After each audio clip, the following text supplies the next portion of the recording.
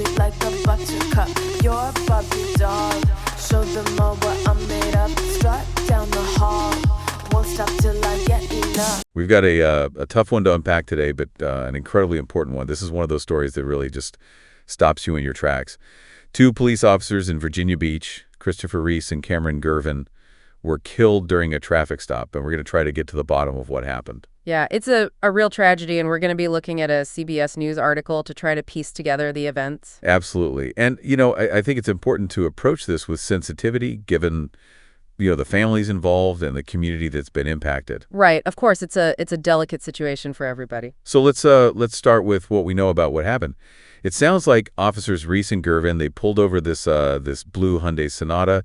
The car had an expired license plate. Pretty routine stuff. You see it all the time. Right, exactly. But this time it went south pretty quickly. The driver, his name is John McCoy III, he refused to pull over and ended up leading the officers on a chase.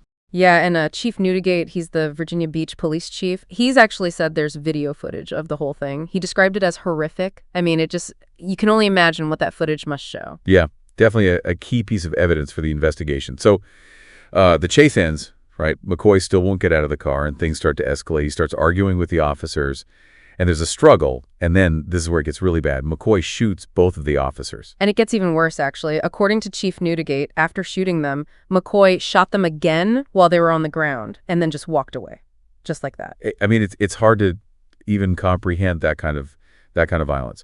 So the other officers, they rush to the scene, get Reese and Gervin to the hospital, but tragically, they both die from their injuries. Yeah, and in the meantime, the search for McCoy, it led the police to a shed, like a little outbuilding behind the apartment complex where the original traffic stop happened. They found him dead in there from what looks like a self-inflicted gunshot wound. Now, here's another layer to this whole thing. There was someone else in the car with McCoy during all this, a passenger. But Chief Newdigate has said that this passenger isn't facing any charges.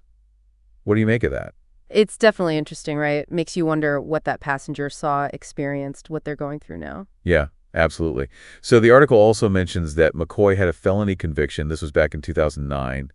And, I mean, we all know felons aren't supposed to have guns, so how to get a hold of one? Right, it's illegal. Definitely a big question that needs answering. Where did the gun come from? How did it end up in his hand? Definitely adds another dimension to this whole tragedy.